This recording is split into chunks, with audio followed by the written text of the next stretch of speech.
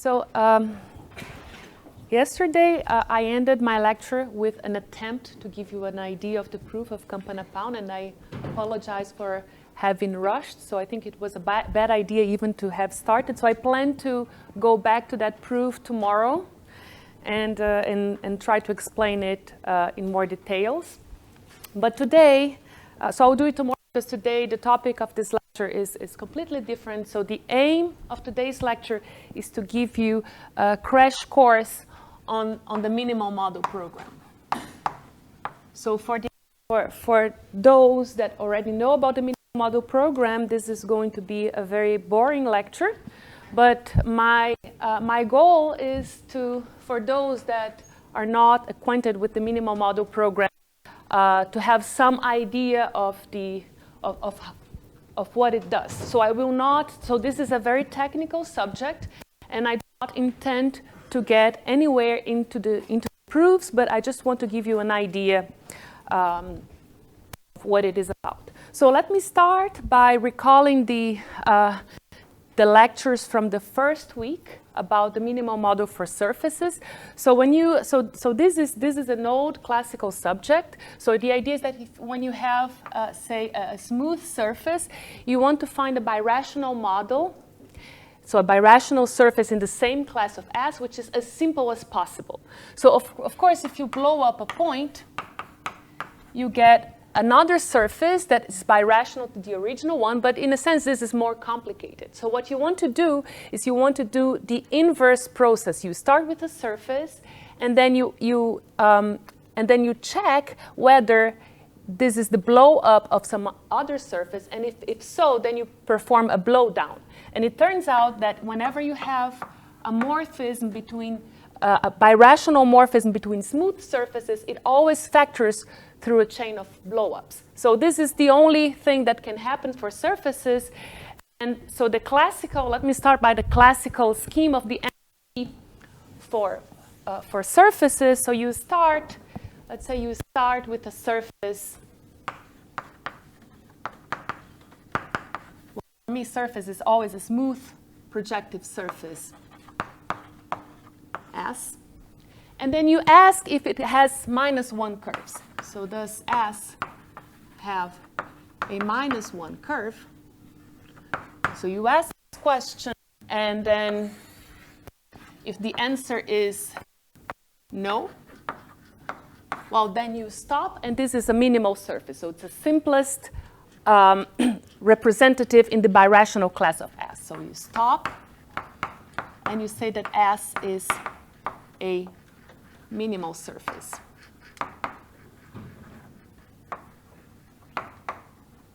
Well, if the answer is yes, if there is a minus curve, well, then you pick one. So you pick, say, E -1 curve. And by Castelnuovo's theorem, this S is, in fact, the blow-up of some other surface S prime at a smooth point, and E is the exceptional divisor. So you perform this blow-down, and then you go back to the beginning, replacing S with S prime. And so you start running this program, and because at every step that you blow down a curve, you drop the Picard number by 1, eventually you have to stop. And when you stop, there are basically 3 possibilities. Either Ks is NIF, so that means that it has positive intersection with every curve on S, or S is a ruled surface, so you have S to C a P1 bundle, so this is a ruled surface, or you end up with P2. So this is the MMP for surfaces.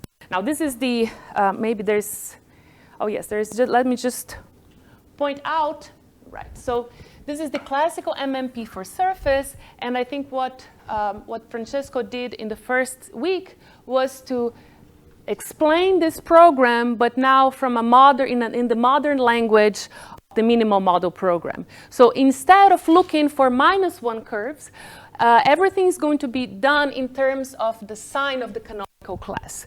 So notice that when you have a -1 curve E, it has the property that, well, it is a isomorphic to P1, and it has the property that Ks intersect with E is -1. So these conditions are equivalent to saying that E is a -1 curve, or equivalently, the exceptional curve of a smooth blow-up. So this is whenever you have a -1 curve, you can think of it of some curve having negative intersection with K. And also in those cases, well, here Ks is stiff. In the case of the ruled surface, if you take a general fiber,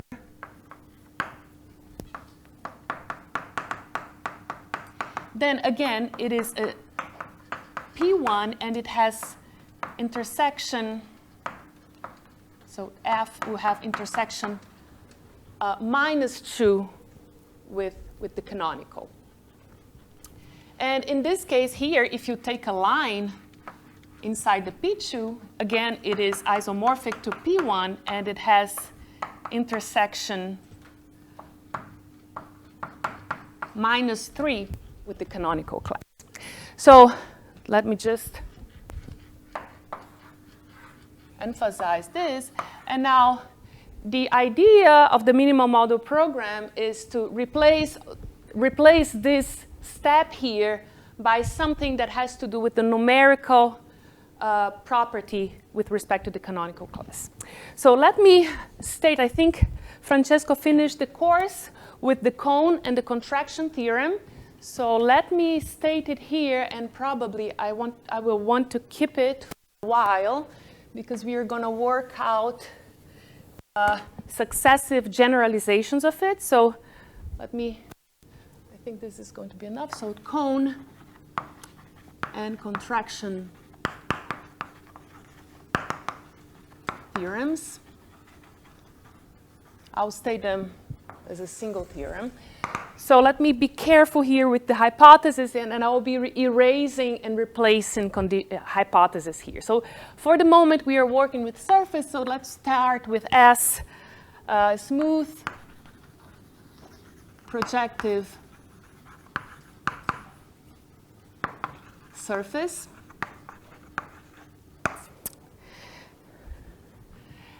Then, so there exists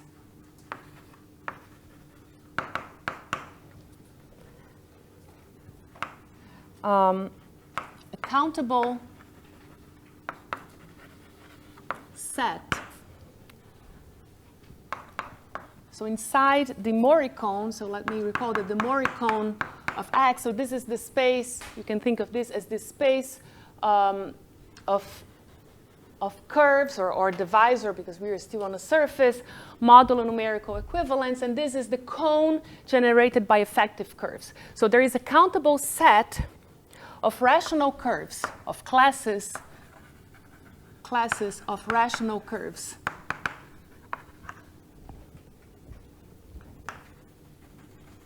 Let me call it gamma.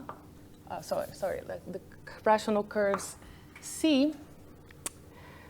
On X, such that with, this is going to be important, the anti-canonical degree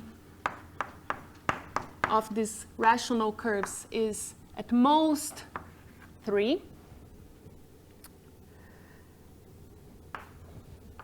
Such that, so for the first part of the statement is saying something about this Morricone. So let me first draw a picture, and then I will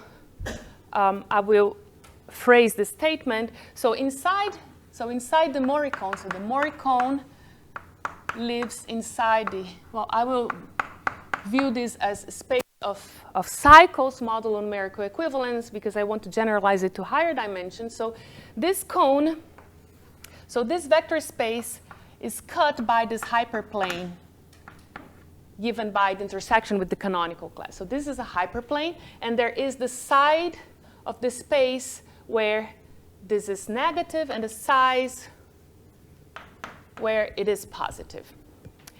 Well, on the side of kx, where kx is positive, we cannot say anything about the Mori cone. So it can be round. I think Francesco gave a few examples. So it can be round and complicated.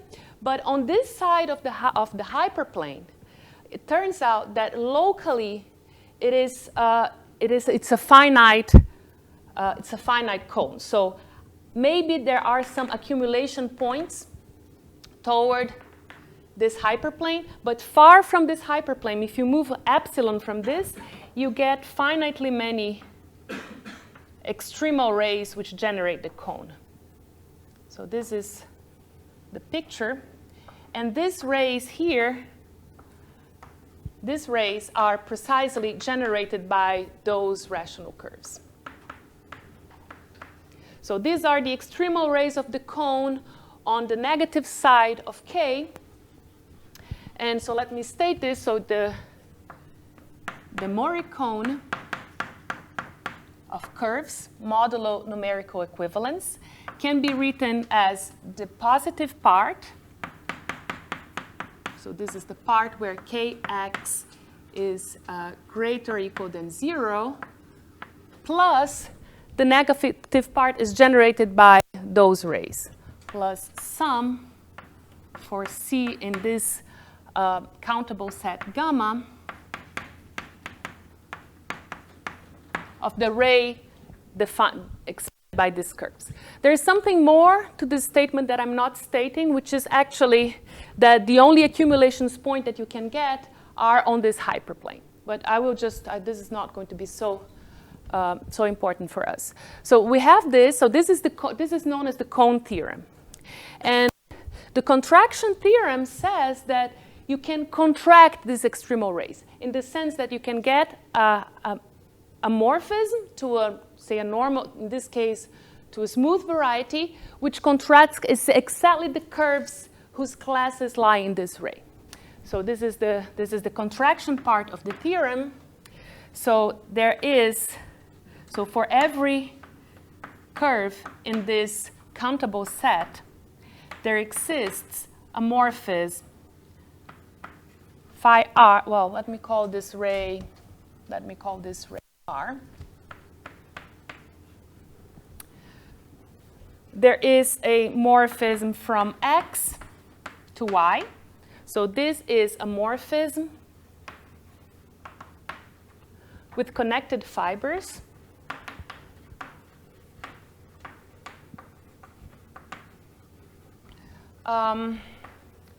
Onto a smooth variety Y.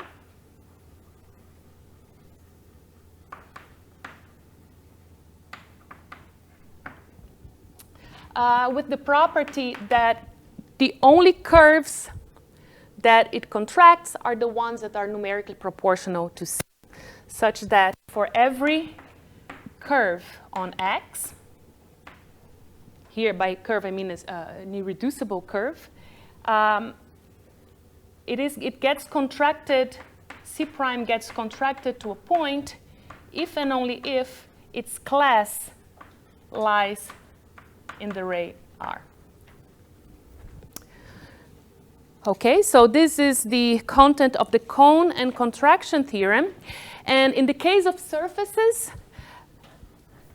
one can show, I think probably Francesco mentioned this, that there are only 3 possibilities for this C, for this extremal ray.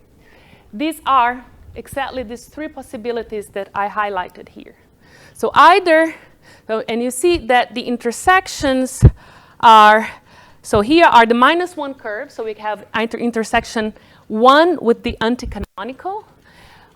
You could have a curve in a fiber of a ruling, and the anticanonical degree is 2, and a line on P1 with anticanonical degree 3. So this, we see that we get all the possibilities here, and these are exactly the possibilities. So now with this theorem, I want to rephrase, I will delete this, I will erase this, and I'm not sure, maybe I will do it in another blackboard.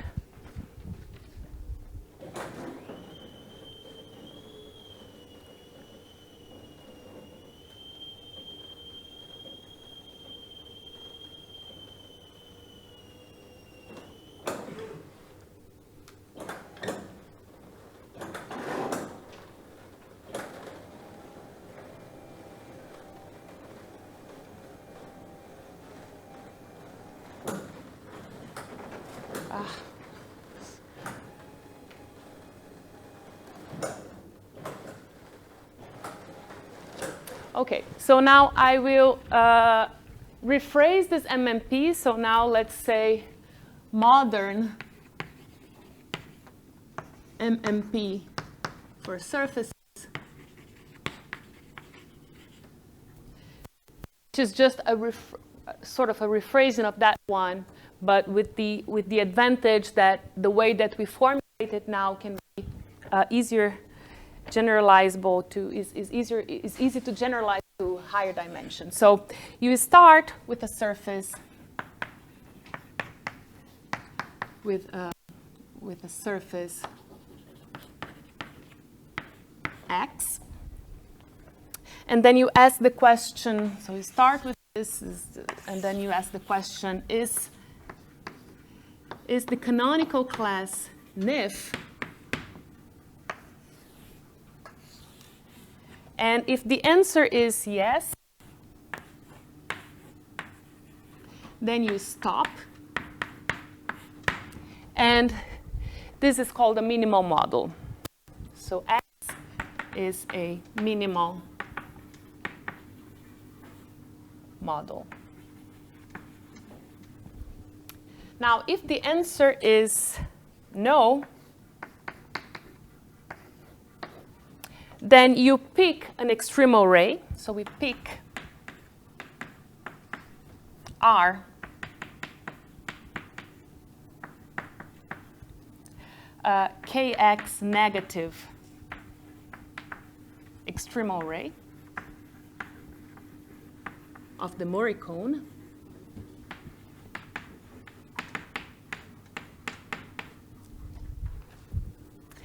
And by the contraction theorem, we have a contraction from, we can consider the contraction of this ray from X to Y. And now there are two possibilities. So we ask whether this map is birational or the dimension drops. So we can ask, so here let me put it this way. So one possibility is that the dimension of Y is smaller than the dimension of X. So in this case, we stop. And see from the classification of extremal rays, we are exactly in those two cases there. Either the contraction gives a structure of a ruled surface, or the contraction, or actually X is isomorphic to P2, and contraction just takes everything to a point. So we stop. So here we have either X to Y is a ruled surface, or X is isomorphic to P2, and phi r takes everything to a point. And if the dimension is the same, so if the dimension of X is equal to dimension of Y, from the classification of extremal rays, we know that in fact this map is a blowdown. So X, so in this case this is a blow up, and then we go back. So in this case, X is the blow up of Y, and then we go back with Y, with X replaced by Y. And this is the the modern version of the minimal model program. Okay, so the way that I phrase this, it makes sense for us to now to try to do everything in higher dimensions. So instead of surfaces, I want to start with an arbitrary smooth projective variety. So the first observation, maybe it was not so smart to have this on the board, but the first observation, I will change the theorem soon. But so let me say what goes through in higher dimensions.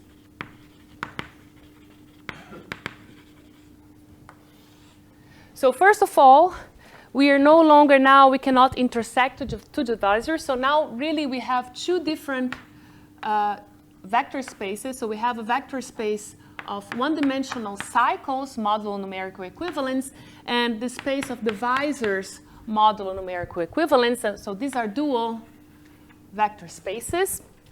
And inside the space of cycles, we have the Mori cone, the cone generated, the closed convex cone generated by curves.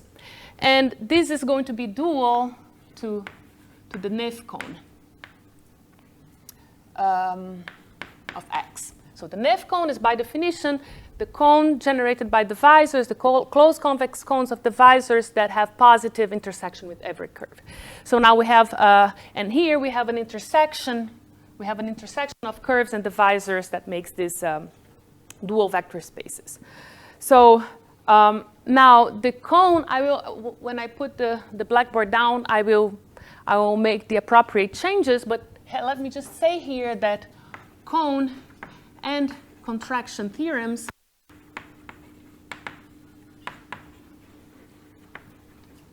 work with the following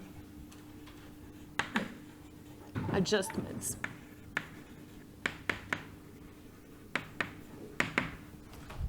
So X is a smooth projective variety.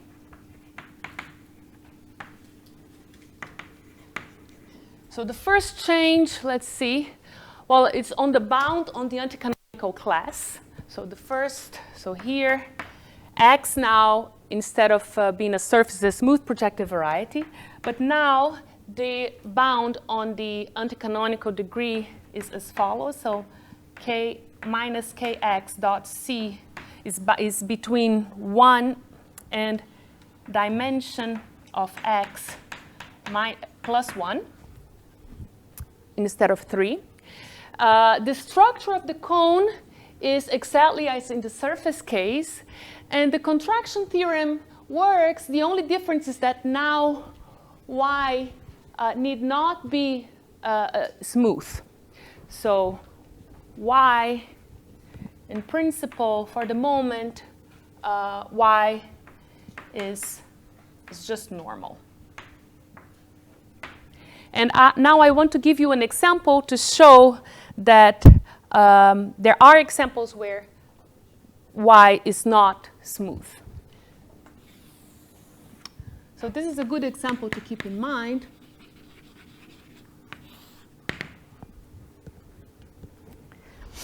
Do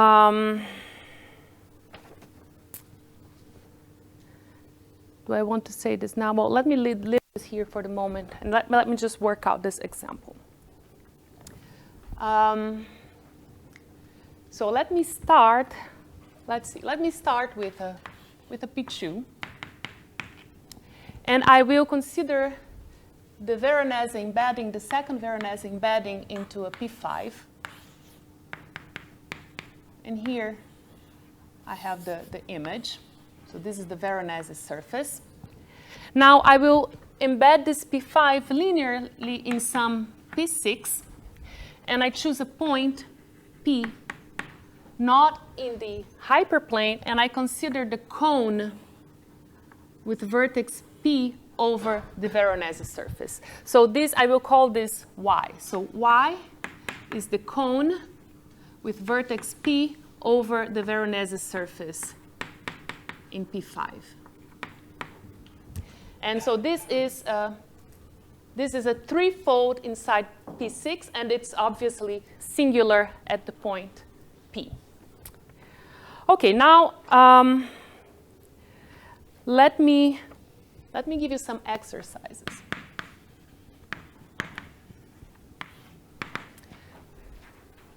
Okay, so first of all, so the first exercise is to show that there are divisors, Weyl divisors on Y, which are not Cartier. So let me just draw it here. So if you take a line on P2, I look at the image under the Veronese surface, so this will be a conic here, and then I consider this cone,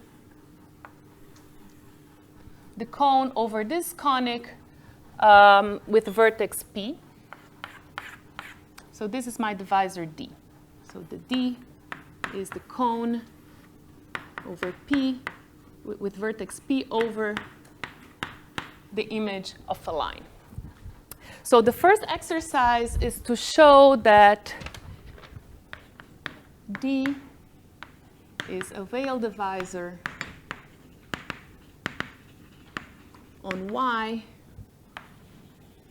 which is not Cartier.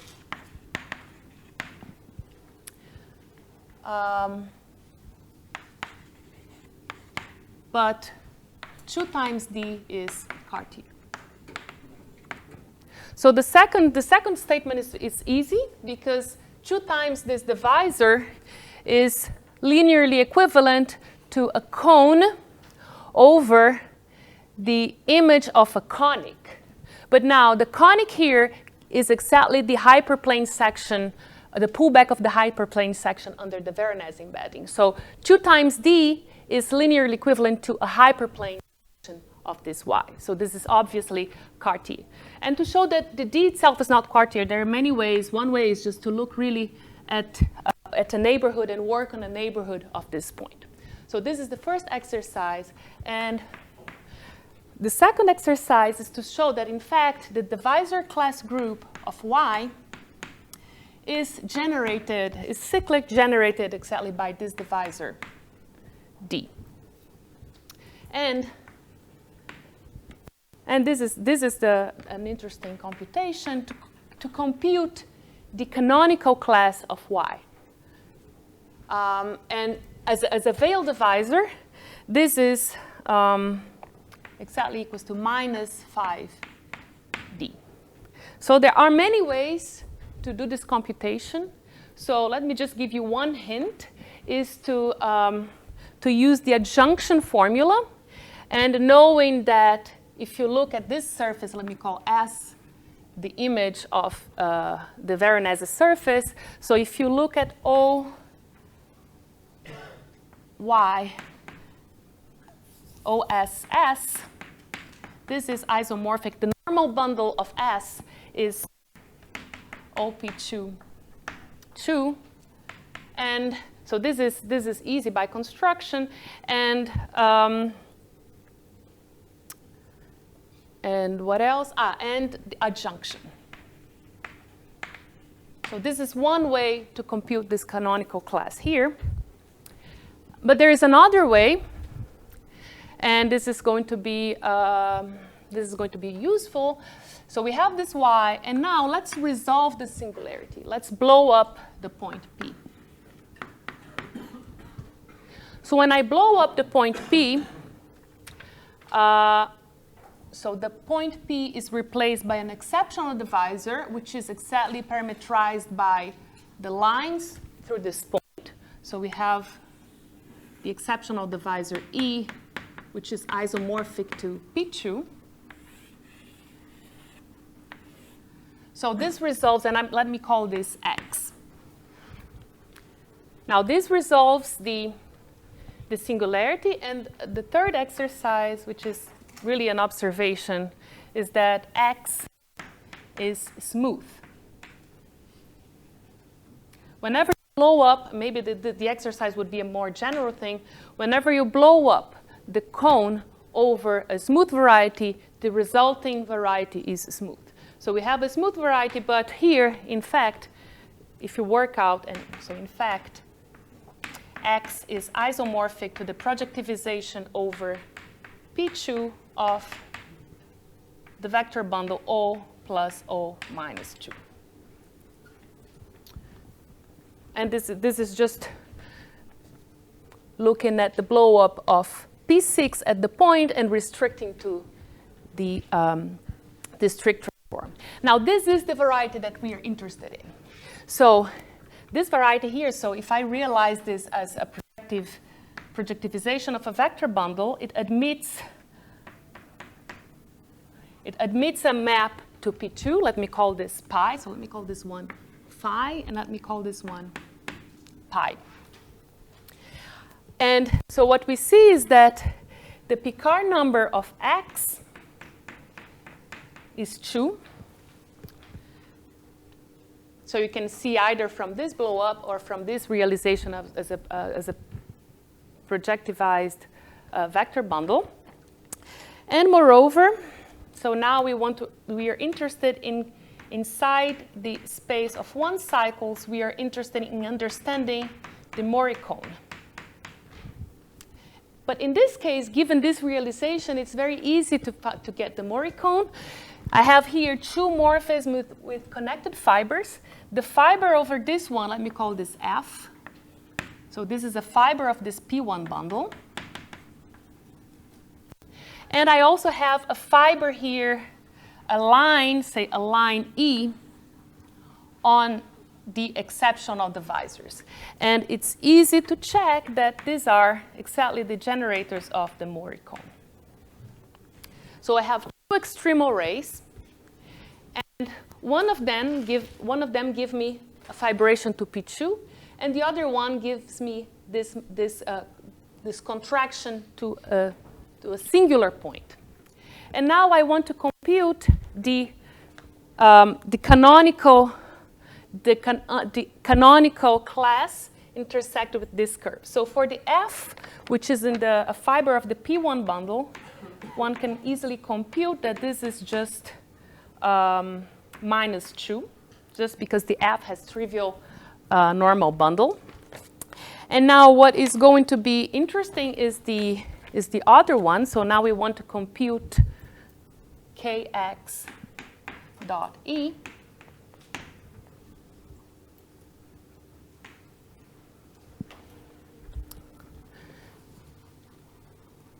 And so let me just do this computation here. Should I do this here? Yeah, I think it's okay. So let's compute this. So what do we know? We can use adjunction. If we use adjunction, we know that if I restrict Kx plus E to E, this is just the canonical. This will give me the canonical of E. So let me, so this is going to be O P2 of minus 3, the canonical of this P2. Now this part here is just O P2 of minus 2. And so if I intersect this with E, what I get is that Kx plus E is going to be minus 3 plus 2 is going to be minus 1. So this is now what I want you to take from this example. So if we want to run this minimal model program in general, for instance, if we started with that smooth threefold X, I ask if Kx is nif. The answer is no. I can see that, in fact, the anti-canonical is ample. And so I have to pick an extreme array. And if I pick the extreme array generated by E, when I do the contraction, I get something singular. And then the way that I stated here, if I have to start with a smooth variety, then we are in trouble here because we cannot keep running the program. So let me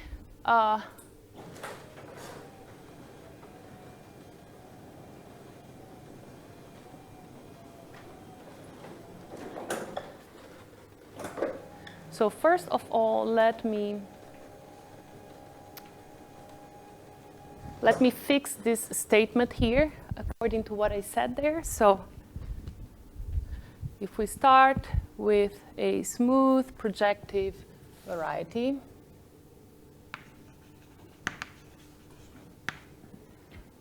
and if I fix here this bound, and I fix here this normal, then I still have the cone and contraction theorem. And what we saw by that example is that the image of a contraction may not be smooth. Well, and the way that I stated the cone and contraction theorem, I require that X is smooth. So if I want to run it, I'm in trouble. And so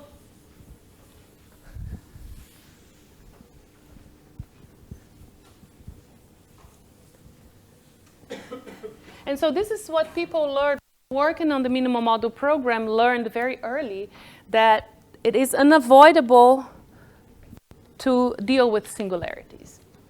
And so, as it turns out, varieties with this type of singularities that locally look like this, a vertex of a cone like this, for those type of varieties, the singularities are mild enough so that the contraction theorem and the cone theorem still hold with minor changes. And so I will define the notion of terminal singularities. And if you have never seen it, this can look quite abstract, but you have to think that people actually thought about this and contemplated these examples for more than a decade before they came out with the minimal type of singularity that one needs to accept in order to run the minimal model program. So to define the notion of terminal singularity, let me just do one more thing with this example, which is to compare the canonical class of X with the canonical class of Y. So of course that if I remove the exceptional divisor, and if I remove the vertex of this cone, then I get isomorphic varieties. And the canonical class of Y is Q Cartier, so a multiple of it is 2 times it is Cartier. So I see that let's say pick X, pick Y. Let me just do this. So because of this, I know that the canonical class of X and the pullback of the canonical class of Y, and here I have to be careful, KY is not Cartier, so I cannot pull it back, but I can pull back twice it. So let me just, instead of doing this, let me just say use linear equivalence with respect to Q, which means that this is only a linear equivalence after I multiply this by some integer. They agree outside of E, so there is some multiple of E that makes this formula correct. And now let's compute this A. So in order to compute this 8, we can, for instance, take the intersection with the E, the extreme array E contained in E. So we have already computed that Kx dot E is -1. Well, the E gets contracted to a point, so this part gives us 0, plus A times, and E restricted to E is -2. So we get that A is 1/2. It can look strange, but we have to remember that that's why I put this Q here. This can only be pulled back after I take a double, and then that's why this 2 appears here. Okay, so now I hope this motivates a bit the definition of terminal singularities. So let me start with X, say a normal projective variety.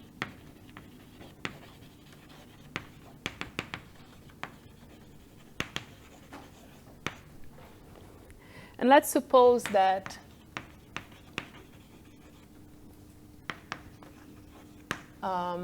X is Q Cartier. So that means that every veil divisor is Q Cartier. So every veil divisor is Q Cartier. A multiple, meaning that a multiple is Cartier. And now let's take a log resolution of X. Let me call it F.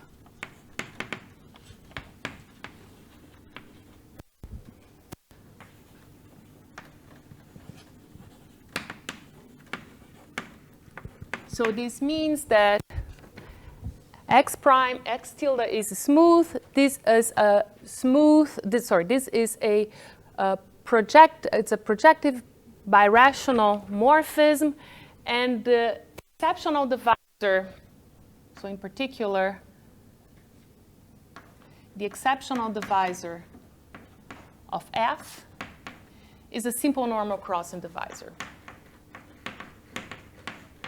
So if I take a log resolution, then I can argue as I did here. So they will, the kx and the pullback, the kx tilde and the kx agree where this map is an isomorphism. And so they differ after multiplying by some positive integer. They differ by a sum of exceptional divisors, where these AIs are suitable rational numbers. And we say that X is, let me just give you, I will only use terminal, but since I'm doing this, let me just give you the definition of terminal and also canonical. So this is terminal or canonical if these AIs are positive or canonical greater or equal than 0 for every I. Okay, so this is, for instance, the case of the cone over the Veronese surface. So just one observation is that I defined this, I fixed the log resolution, but one can show that if it holds for some log resolution, it will hold for every log resolution. So this is not difficult, but I will not get into this. And so now, as it turns out, this notion here, so as I said, it may look mysterious, but this is exactly the smallest class of singularities that one must admit in order to be able to do a minimal model program starting with a smooth variety. So let me now fix this theorem. So the cone and contraction theorem, in fact, holds for terminal varieties. So now we start with X.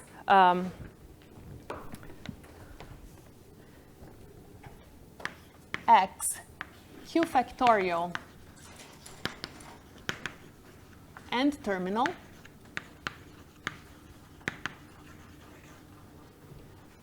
variety.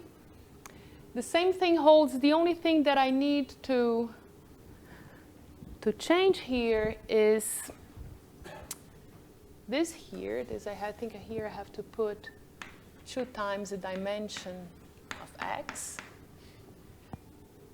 And everything goes through. And now,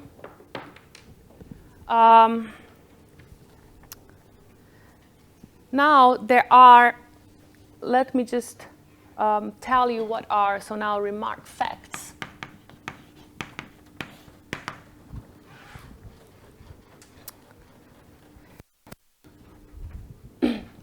So suppose we are in this setting here, and we let x be a q factorial terminal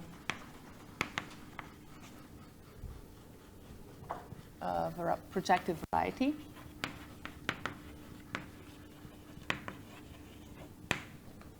Let me take phi r from x to y, the contraction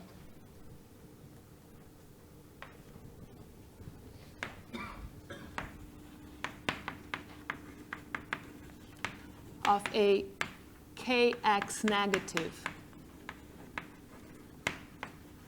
extreme array.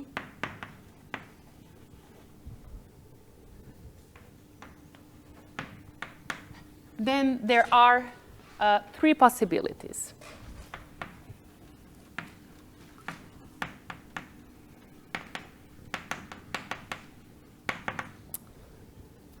So the first one, we have already seen him here, that the dimension of y is smaller than the dimension of x. So the dimension of y is smaller than the dimension of x. So this will correspond to one of the possible ends of the minimal model program. So in this case, we start. Well, we no longer have a surface here, but we say that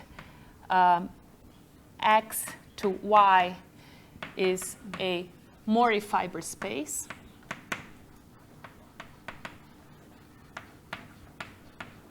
And this is okay. We stop. This would be an endpoint of the minimal model program. There is a second case when the exceptional divisor. So now we are in the case where the dimensions are equal. So we have a birational morphism. But there are very different types of birational morphisms. So the first one is when the exceptional divisor of E is in fact has codimension 1. In this case, it is in fact a prime divisor. So this is a prime divisor. So in this case, we call this phi r a divisorial contraction because it contracts a divisor.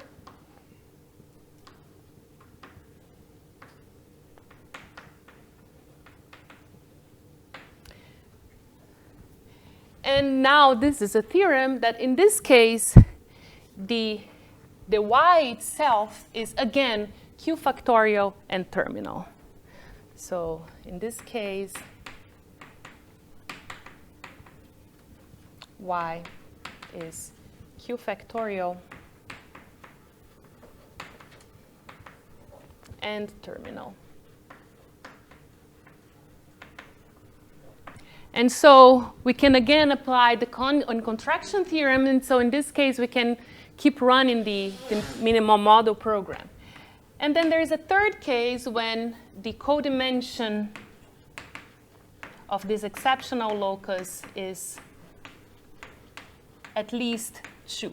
So in this case, we say that that the contraction is a small contraction.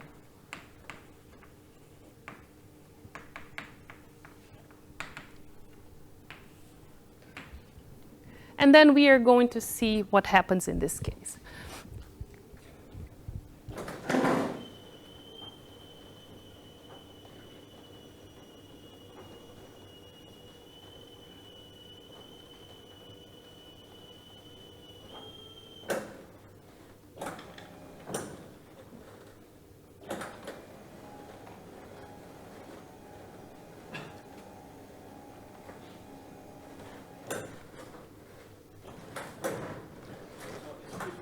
Yes. The definition that EI has not to be a divisor. Sorry? The EI then has not to be a divisor,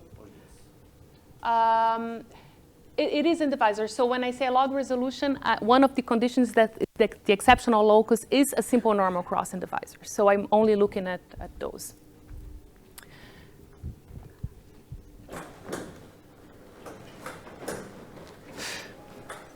Okay. So now let's see what we can do so far. Let me just now update this diagram. So MMP in general, in higher dimensions. So we start with, say, a Q factorial terminal X. So for instance, something smooth. Let me just remark that for surfaces, terminal is Q factorial and terminal is equivalent to smooth. So that's why we did not see this in the smooth in the surface case. And so we start with a Q factorial terminal X. We ask with Kx is sniff. If yes, we stop, and we say that X. No, this was okay. The X is a minimal model.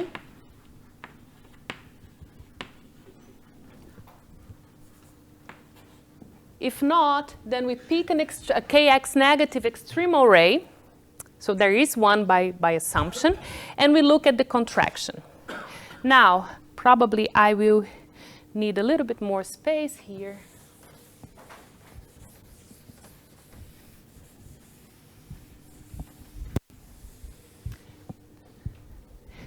So I look at the contraction. And there are three possibilities that I state here. So the first possibility is that the dimension of y is smaller than the dimension of x. And in this case, we stop. And we say that x to y is a Mori fiber space. So we notice that the anticanonical is going to be ample on the fibers of this map. And so this would be the case of a ruled surface of RP2. So in this case, we stop. And now there are two other possibilities. So one possibility is that we have a divisorial contraction. Divisorial. And the other one is when we have a small contraction.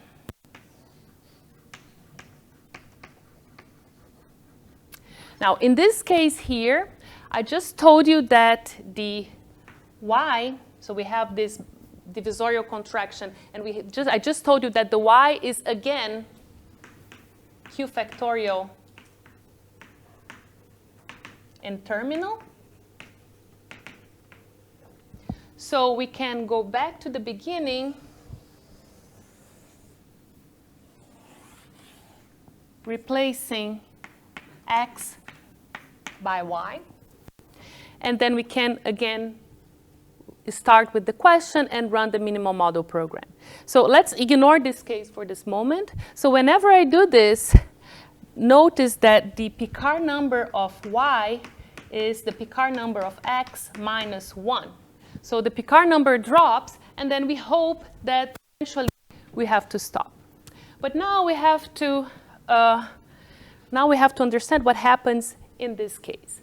And now I claim that we are, or it seems that we are in trouble in the sense that in this case, the y is not Q factorial, or even worse, the canonical divisor is not Q factorial. So this question doesn't make sense. We cannot intersect it with curves. So this is very easy to see. So let me prove this.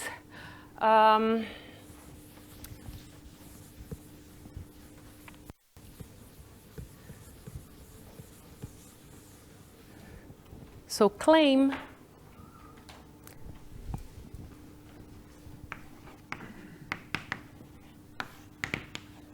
so in this setting, if phi r is a small contraction,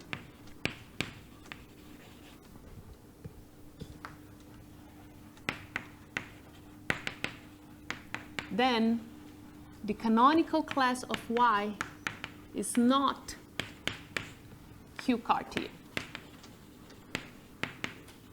So the canonical divisor is still defined, but it's not Q Cartier. And let me just prove this. So this R is generated by the class of some rational curve with negative intersection with Kx by assumption, by definition. And let's suppose that Qy is Q Cartier. Then we do the same thing that we did throughout. We compare Kx with Ky. So we know that they agree on the open subsets where this is an isomorphism, and they only differ on the exceptional divisors. But there is no exceptional divisors in this case. So we actually have this equality here. The complement of the open subset where this is not an isomorphism has codimension at least 2. And so now, if we intersect with C, what we get is from one side, by assumption, this is negative, while because this curve is contracted by the contraction of the extreme array, this is how we define the contraction of the extreme array, this has to be 0. And so this is a contradiction. So in this case here, there is no hope to replace x by y and go back to the beginning. So here, we need to do something different. And this is what flips are for.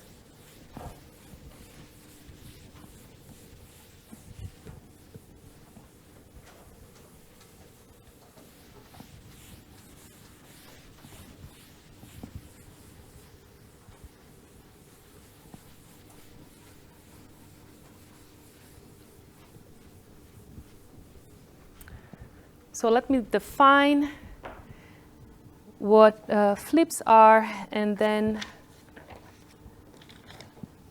we will talk about its existence. So definition. So this is the definition of a flip. So again, let's be here in the setting of where x is a q factorial a terminal projective variety.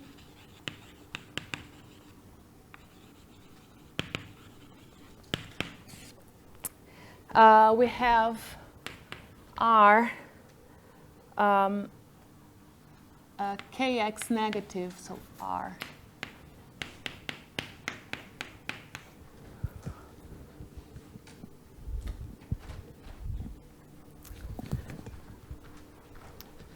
kx negative extreme array. And let's take the contraction such that the corresponding contraction, let me call this phi, from x to y is small. So a flip, the flip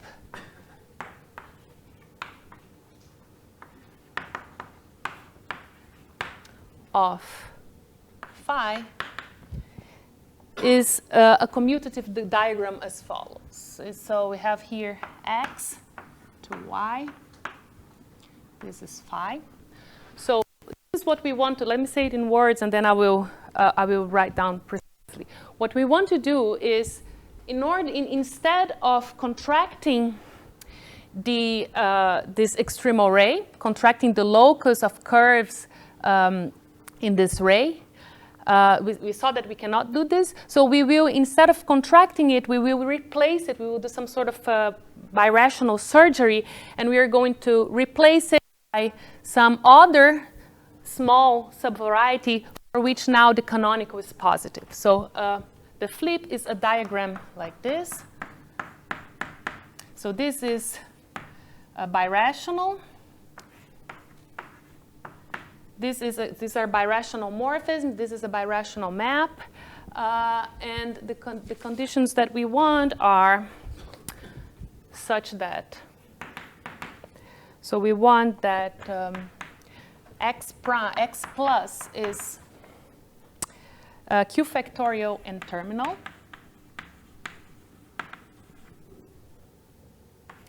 And terminal.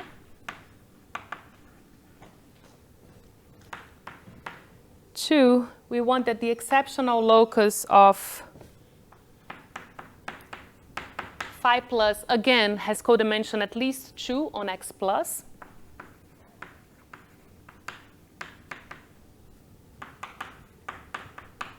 And 3, now what we gain here is that the kx plus dot c is now positive for every c on x plus that is contracted to a point.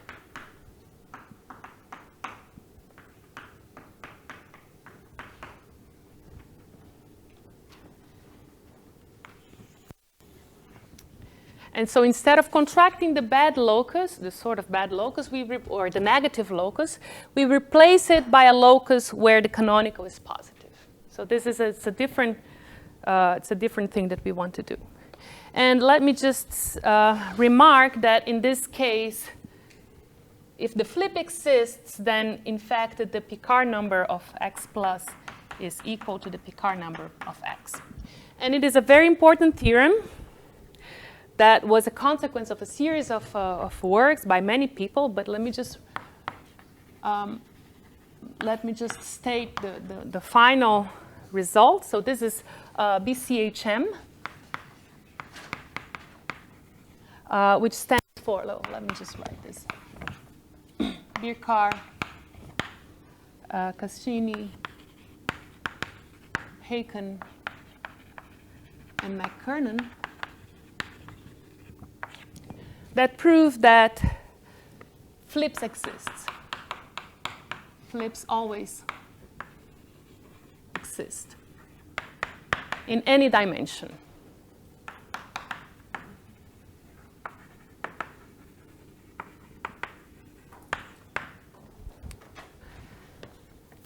Okay, so I will give you an almost example of a flip shortly, but let me just tell you now what we do here to finish this diagram. So in the case when the contraction is small, what we do is we look at the flip. So there exists, now we know that there is a flip. And the flip is q factorial in terminal, the variety x plus that we obtain here. And so in this case here, we go back to the beginning, replacing x by x plus. And now we can run the minimal model program. And notice the following, that whenever the program passes to this step here, to a divisorial contraction, the Picard number drops by 1. And so we can only come here a finite number of times. But here, in principle, the Picard numbers are the same. So we don't know whether this stops or not. And let me say that this is still a very important open problem. So this is not known. So big problem. Do flips terminate?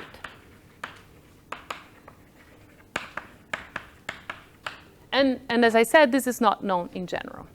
So I will give you an example of a flip, and then I will explain that in certain special cases, when you run a very special type of MMP, you can guarantee that flips terminate.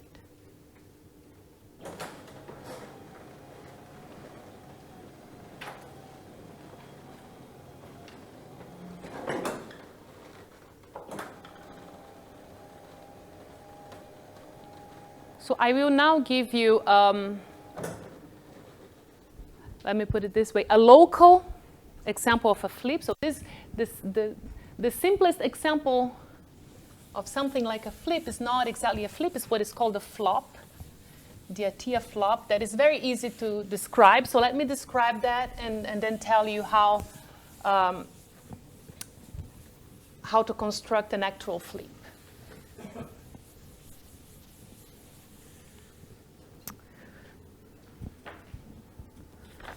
So let me start with an example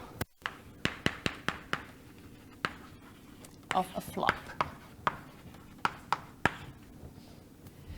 So a flip, we call a flip that diagram, and notice that in that case you replace something where the canonical class is negative with something where the canonical class is positive. A flop is a birational map when you exchange something where the canonical class is 0 by something else where the canonical class is 0. So I will not write this in details, but I hope that that you can work out the details here. So I will start very similar to my first example. So I start with a quadric cone. Sorry, I start with a smooth quadric in P3. So this is a P1 cross P1. And again, I embed this P3 as a hyperplane sections of P4, and I take a cone over a point P. So this, let me call this variety Y. And as I said, one way to resolve this singularity is to blow up the P. So I told you that whenever you blow up a cone over a smooth variety, you get something smooth. And here, the exceptional, so you get something smooth, let me call this W, and the exceptional locus here, E, is isomorphic to P1 cross P1, because this is just parametrized by this quadric.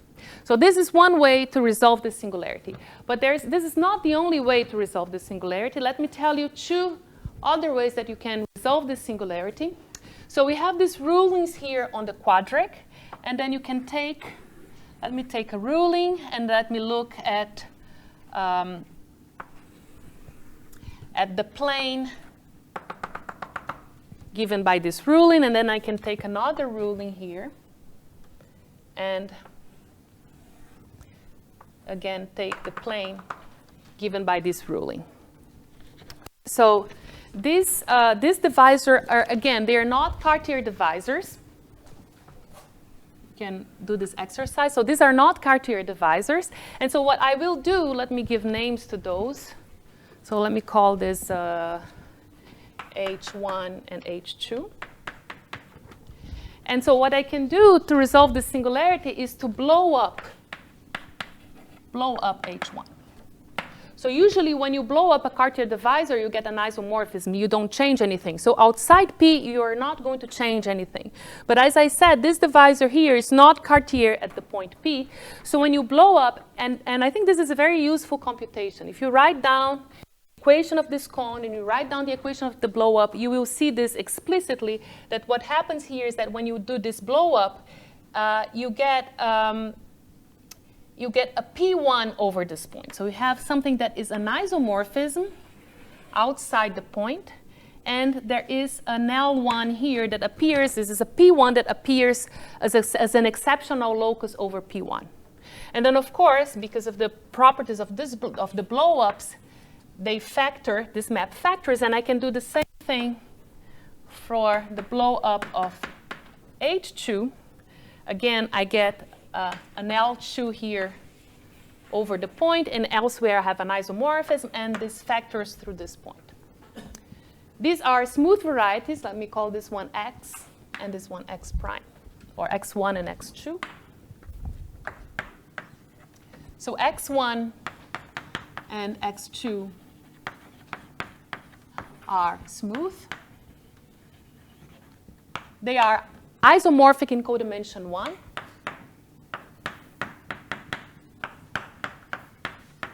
And if you compute the normal bundle of Li inside Xi, you get that this is O P1 minus 1 plus O P1 minus 1. So this is something that you can compute, and then you see that when you blow up this line, you get exactly this E, which is P1 cross P1. And so here you have this diagram. And of course, in this case here, if you compute also the intersection with the canonical, you will get that this is 0, and this is why this is a flop. But locally, it gives you an idea of what a flip is. So you see that you have, if you make the composition, these are isomorphism outside these two ones. And this is the local picture of sort of the easiest type of a flip. If you want to construct, let me just give you an idea on how to construct an actual flip.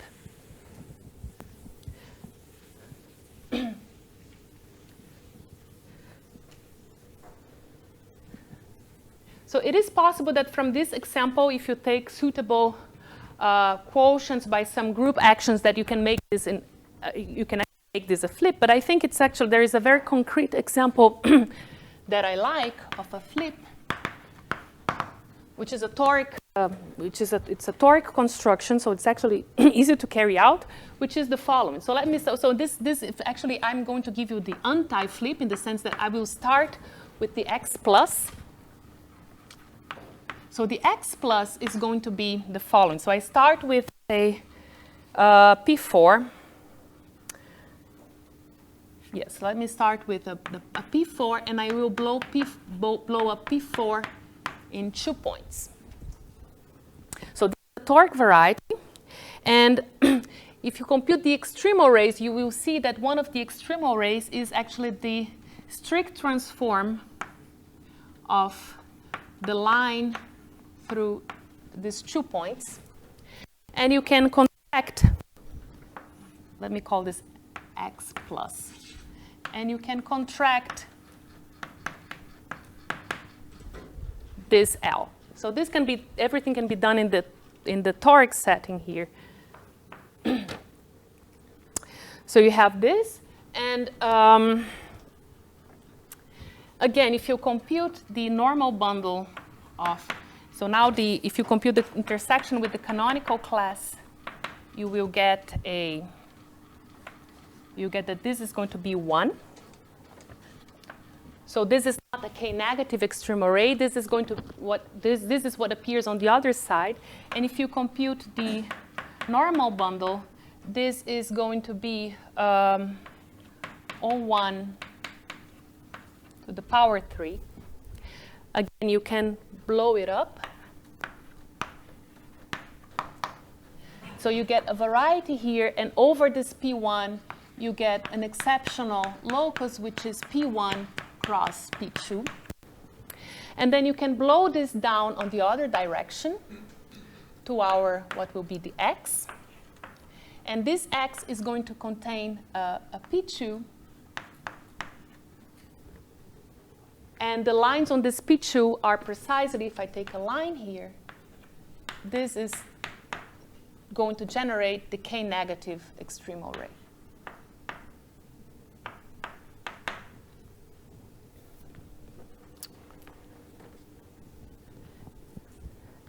And so this is an example. If you go from here to here, this gives you an example of a flip. Okay, so so I have very little time, and so I think I will erase this. And now let me just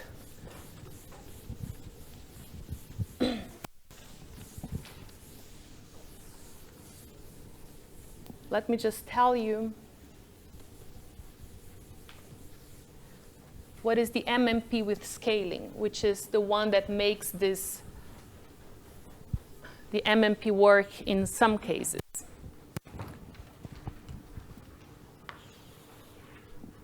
So MMP with scaling. So the idea is the following. So the MMP, when the answer to the question whether the canonical class is NEF, then there is a choice. You pick a k-negative extremal ray. If you pick an arbitrary k-negative extremal ray, then as I said, it is an open problem whether the flips will terminate or not. However, there is something that you can do, which is called the MMP with scaling, which is instead of when you start with a key factorial So this is a q factorial terminal projective variety. And instead of just doing an arbitrary choice, you start with an ample divisor on X. So I just erased the cone theorem. So let me just draw again the cone theorem. So this is the hyperplane where k is 0. There is the side where it's positive and the side where it's negative. And it has some extremal rays here. And now, when we have an ample divisor by Kleiman's criterion, so if I draw now the hyperplane cut by A, it will leave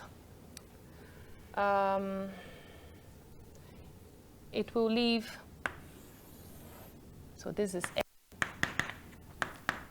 It leaves the cone, so this is a section of the cone, it leaves the cone to one side.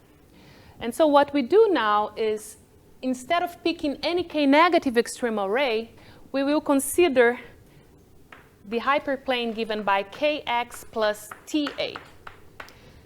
So if we start, so we are moving this k towards A, and we stop when this becomes nif. So there is a minimal value of t for which this will become nif, and I try to draw this let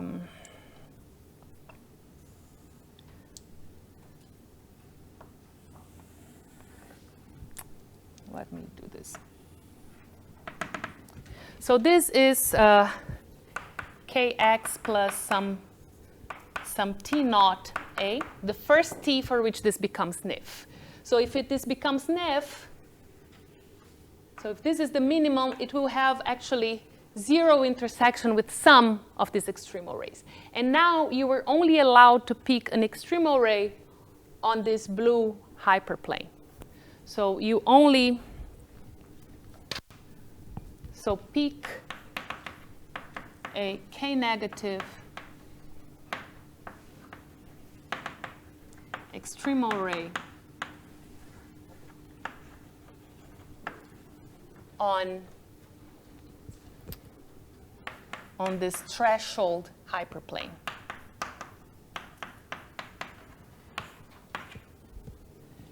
And then you perform either a divisorial contraction or a flip.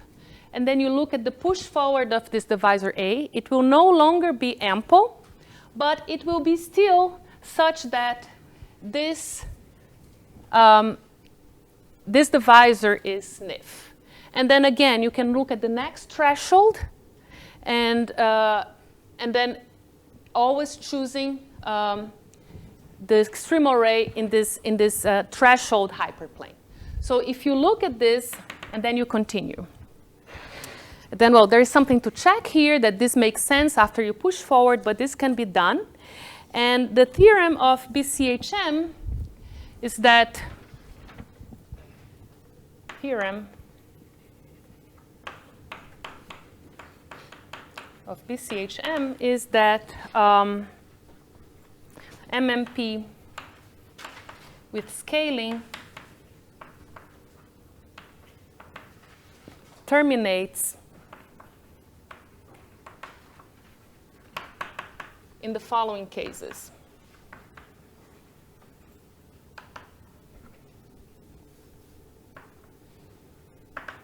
So first, when X is of general type, so Kx big,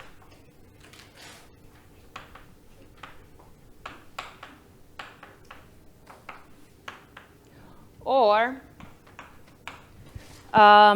X is uniruled,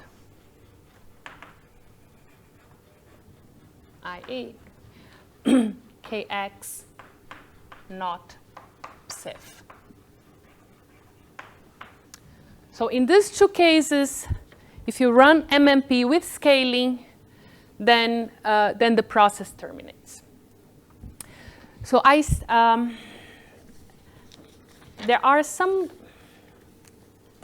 extensions that I want to discuss, But I think that maybe it's better if we stop now, and then tomorrow I will do extensions to the log case, and we'll also discuss a bit of classification of Fano manifolds. So this is it for today. Thank you.